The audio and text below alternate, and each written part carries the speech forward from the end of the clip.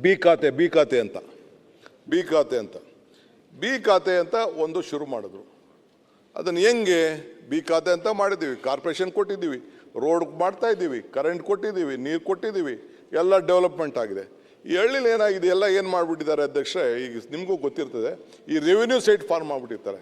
ಬರೀ ಸೈಟ್ ಮಾತ್ರ ರಿಜಿಸ್ಟರ್ ಮಾಡ್ತಾನೆ, 30-40 20-30 20-40 30-40 ರಿಜಿಸ್ಟರ್ ಮಾಡ್ತಾನೆ. ಈ ರೋಡ್ ನಿನ್ನ ನಮ್ಮ ಮುನಿಯಪ್ಪನ ಹೆಸರಲ್ಲೇ ಇರ್ತದೆ, ಪಾಣಿಲೇ ಇರ್ತದೆ. ಆ ಕಡೆ ಸೈಟ್ ಕೊಟ್ಬಿಟ್ಟವನೇ, ಅವನು ದುಡ್ಡು ಉಸುಲು ಮಾಡಿಬಿಟ್ಟವನೇ, ರೋಡ್ ಮಾತ್ರ ಇರ್ತದೆ.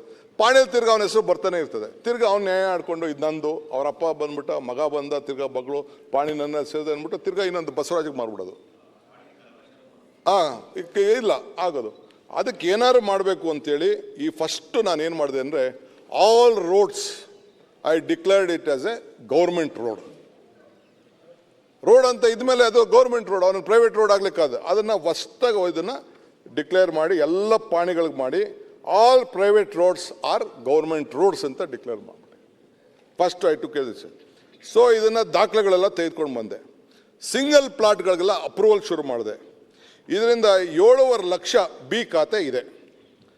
ಇದನ್ನು ಕನ್ವರ್ಟ್ ಮಾಡಿ ಅವ್ರಿಗೆ ಎ ಖಾತೆ ಮಾಡಬೇಕು. ಎಲ್ಲ ಫೆಸಿಲಿಟೀಸ್ ಕೊಟ್ಬಿಟ್ಟಿದ್ದೀವಿ. ನಮ್ಮ ಕ್ಯಾಬಿನೆಟಲ್ಲೂ ನಮ್ಮ ಕೊಲೀಗ್ಸ್ನೆಲ್ಲ ಕೇಳಿದೆ, MLAಗಳು ಕೇಳಿದೆ, ಎಲ್ಲರೂ ಕೇಳಿದೆ. ಇದನ್ನು ನೋಡಿಬಿಟ್ಟು ಸೊ ಪಬ್ಲಿಕ್ಕು ಕೂಡ ಇದಕ್ಕೆ ಏನೇನು ಬೇಕೋ ಅಮ್ಯುನಿಟಿ ಕೊಟ್ಟಿದ್ದೀವಿ.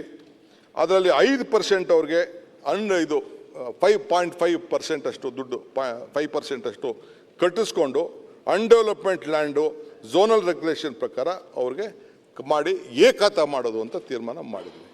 ಇದು ಭಾಳ ಜನಕ್ಕೆ 7.5 ಲಕ್ಷ ಜನರಿಗೆ ಇದು ಅನುಕೂಲ ಆಗ್ತಾ ಇದೆ. ಇದೊಂದು ದೊಡ್ಡ ಇದಕ್ಕೆ 20 ಗುಂಟೆವರೆಗೂ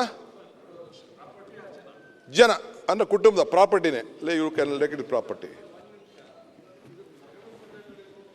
ಪುರಸಭೆಗಳ